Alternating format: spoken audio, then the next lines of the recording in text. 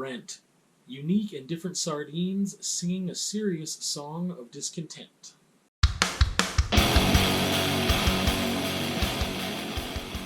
So we're talking about the movie adaptation of the play Rent today. It is a musical. It is a drama. It was directed by Chris Columbus, originally written by Jonathan Larson, and written by, I guess the screenplay adaptation was written by Stephen Chbosky, which I will say, as an interesting note, he wrote the book Perks of Being a Wallflower and then wrote and directed the movie adaptation of the book. So, Stephen Chbosky, there you go. A little point of reference for you. Acting in this, we have Tracy Toms, Taye Diggs, Idina Menzel, Rosario Dawson, Wilson Jermaine Heredia, Jesse L. Martin, Anthony Rapp, and Adam Pascal. If I mispronounce a name there, apologies, I did my best. It was released in 2005, and the runtime is 2 hours and 15 minutes. Now, there's no spoilers of the film or the play, but at the very end, I do want to talk about the creator of this, Jonathan Larson, and the things that I learned about him. And for some people, that might be a spoiler if they don't know the origins of the play, but I really want to discuss them because to me that is the most important and interesting thing about this. So, it was a very touching movie. It was heart-wrenching, heartwarming, a little corny sometimes, excessive, cringy, but charming, and happy sad. And I'll get around to explaining all those things in a few minutes here. But what is Rent? So Rent focuses basically on a group of bohemian friends in New York City for 1 year. It's a year in the life, a day in the life for a year. I don't know how to phrase that. And it follows them from 1989 to 1990. So we have a year pass in the film, including New Year's as well. So we get to see that transition into that new decade.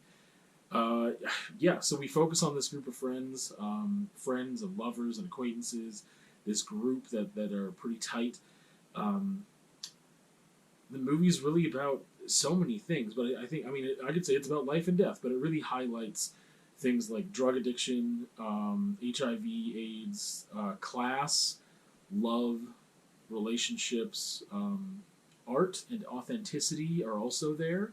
But I would say that it really focuses on drug addiction, HIV/AIDS, class, and then romantic relationships as well. I know that IMDb also categorized it as a romance film, which I feel super awkward about, and I wouldn't agree with that. But there definitely is a lot of romantic relationships in the film.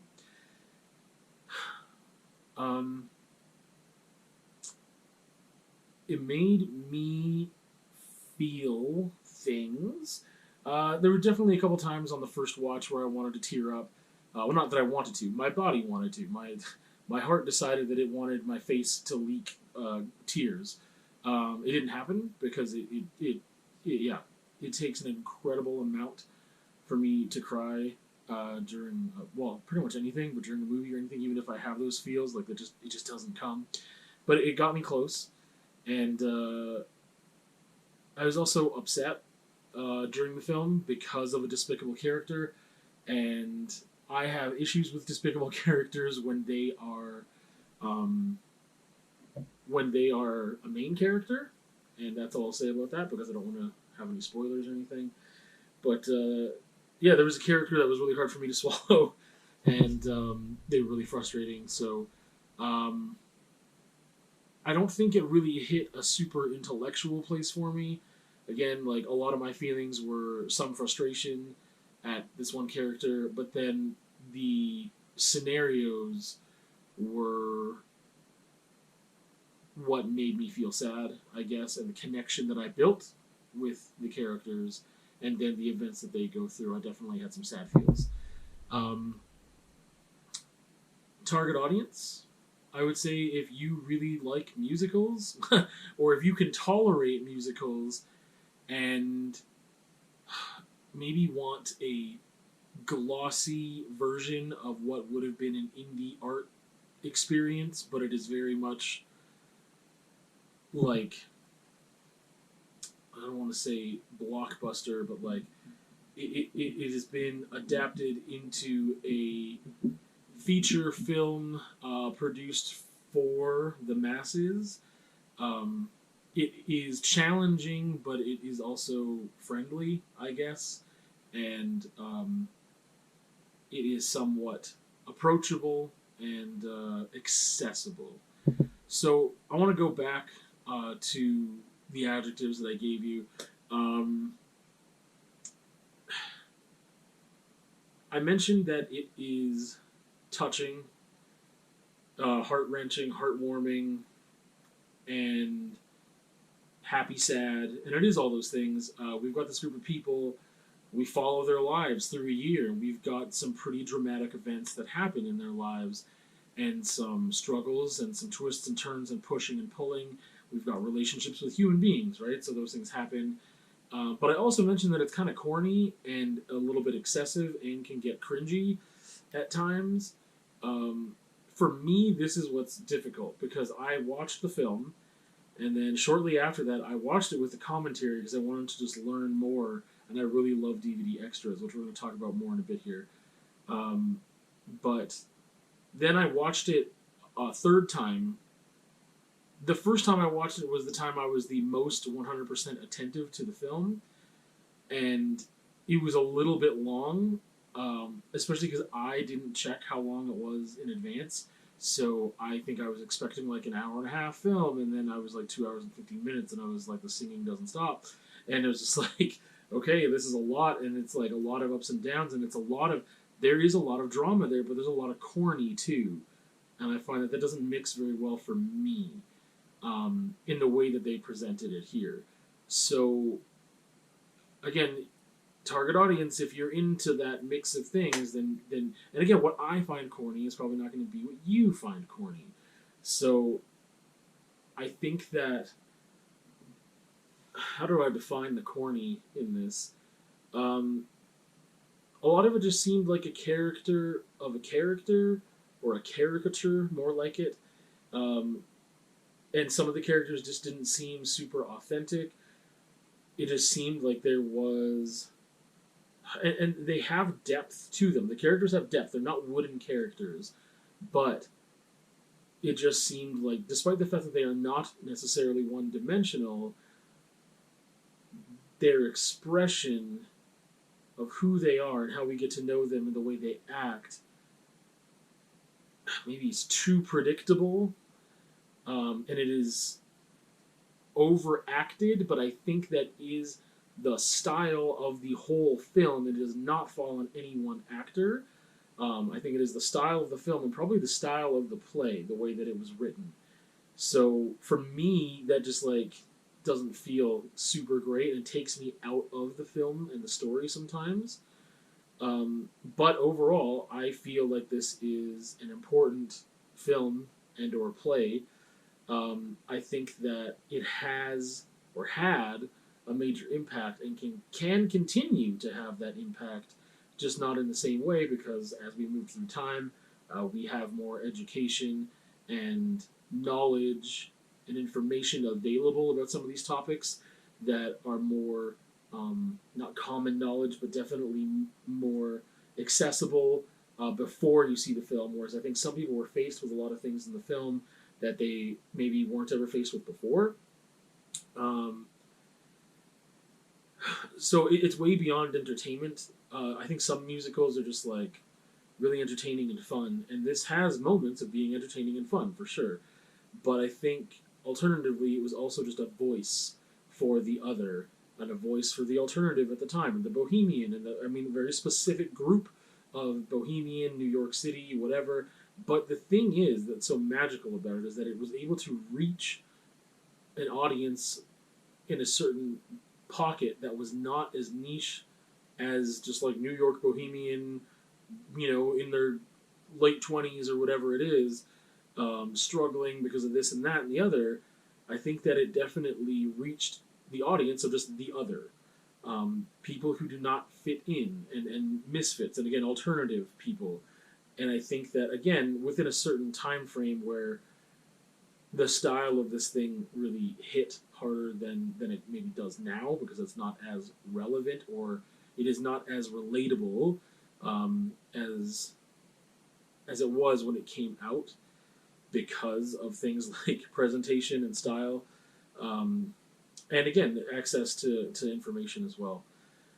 But I think this did a lot to spread the word about some of these issues, and therefore I think it's important. And for where I put it on my shelf, I would say that I put it.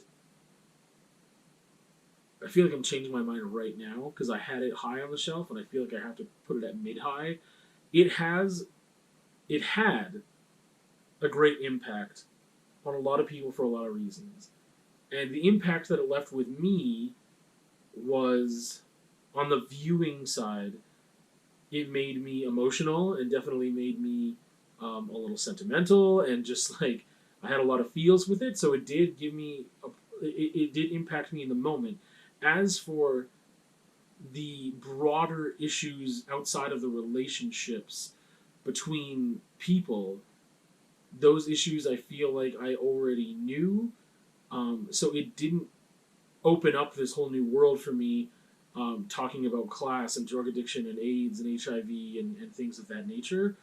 And it wasn't, and because that corniness was there, and there's some cringeworthy moments of the overacting, but also just some of the stuff happening in the story. There's a There is a performance art piece within the film that is just horrendous, and the people's reactions to it, I feel like, are kind of cheesy and inauthentic too, and over the top. So that was a really low point for me. But anyway, that stuff kind of takes me out of it a bit. But again, I feel like these themes and things are important, and I think that for younger people seeing this movie, because I didn't see this movie until I was 36 years old.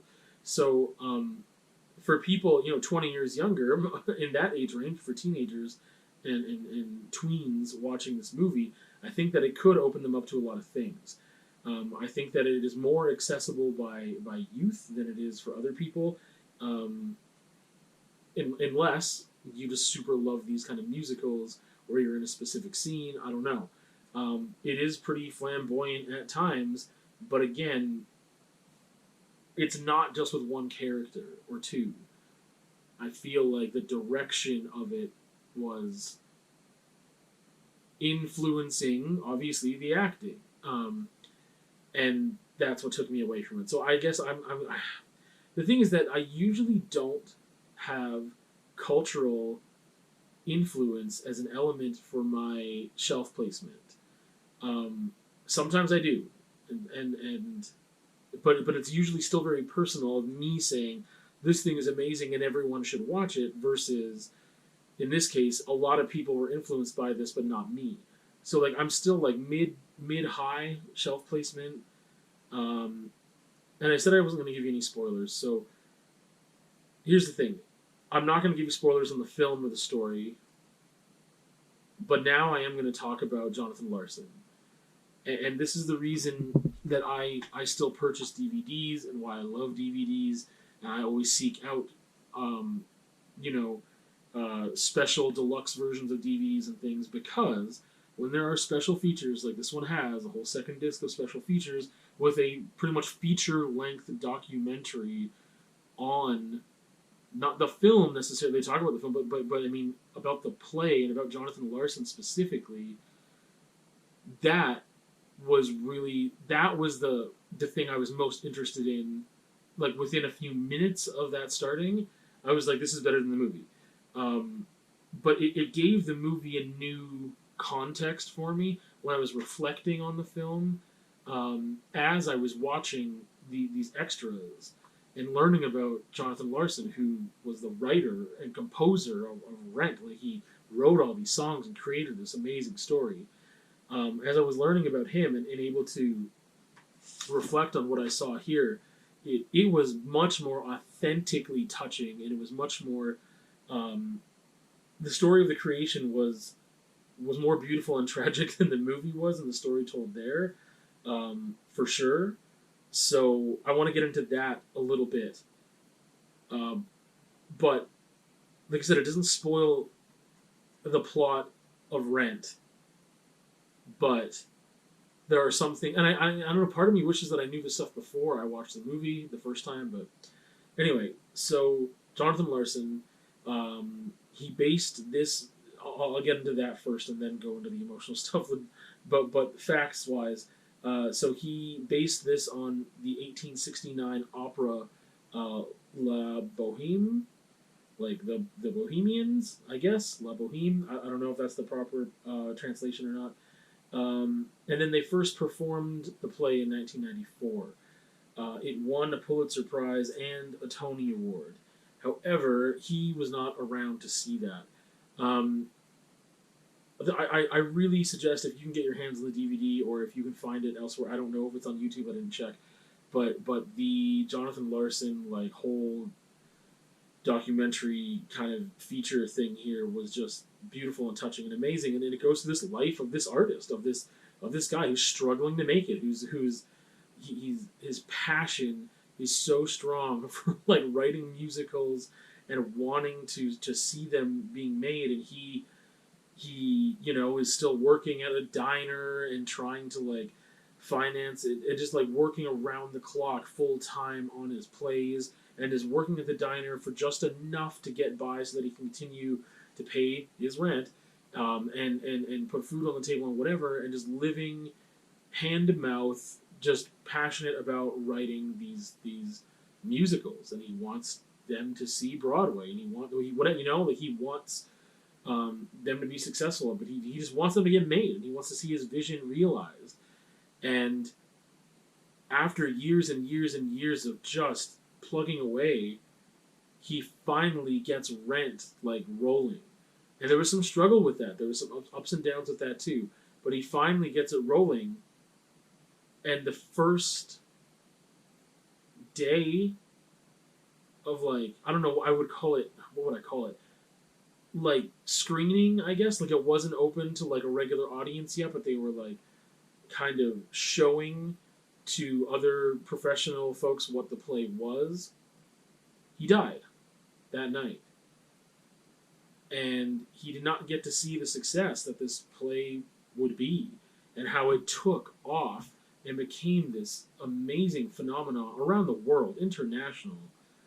And just like the story of his struggle and his passion and his kindness and just the character of him that we see through this documentary was just beautiful and amazing. And that was really authentic, and that was really touching. And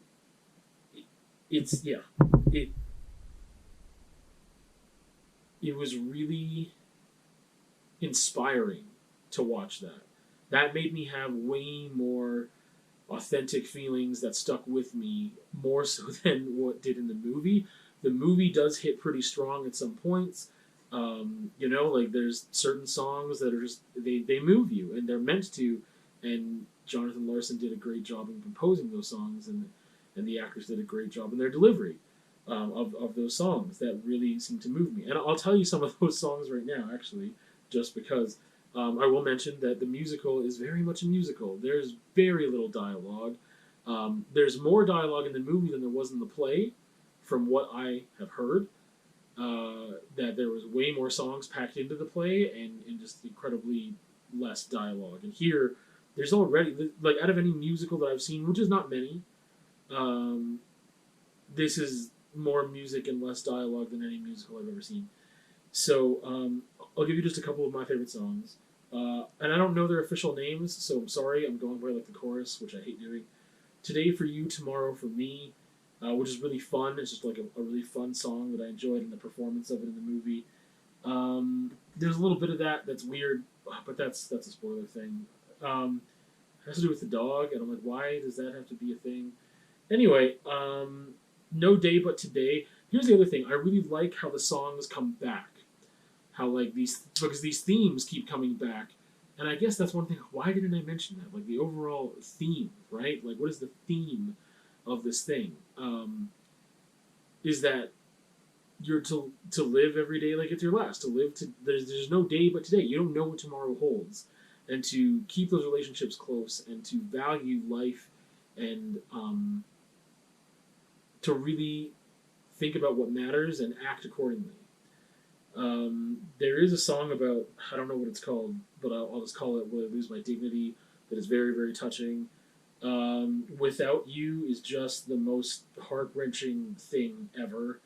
Um, and there's a lot of other songs that just didn't really hit me that much. But those four I highlight for me as being songs that I really enjoyed. But anyway, um, I did want to bring this other part up. Um, I mentioned earlier that there's this bit about art and authenticity that's in the movie, and it's interesting because there is a character who is making a documentary of all these things and all these happenings in the past year, and he's trying to really capture the grittiness and the realness of what is happening on the streets with things like homelessness, of these unhoused folks.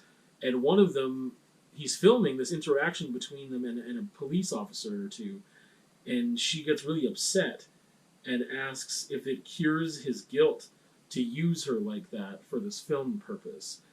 And it doesn't, like, that's like the only time that I really feel like it's challenged. However, that character played by Adam Pascal, oh my goodness, I'm forgetting his name right now, Mark, he does say things like, "I don't want to sell out," and there's this question of authenticity, and it's really interesting because I wonder if Jonathan Larson had that same struggle too, with how do I make this authentic, and I don't want to use anyone else's misfortune for my gain, but I do want to tell this story.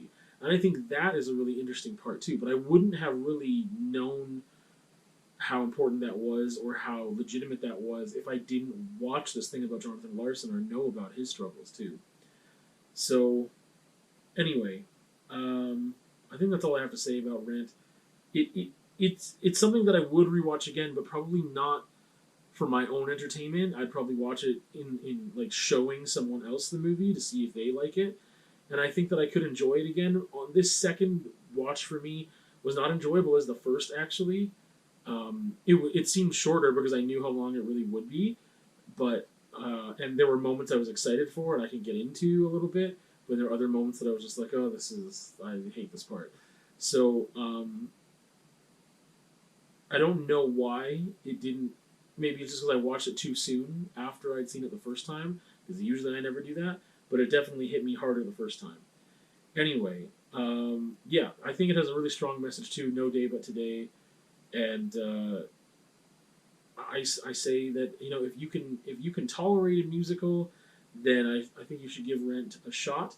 Again, it is a more serious musical. There are a lot of fun moments in it, but it is about these serious issues, and it's just in this presentation that for some people it's more palatable and more accessible, and other people it's not.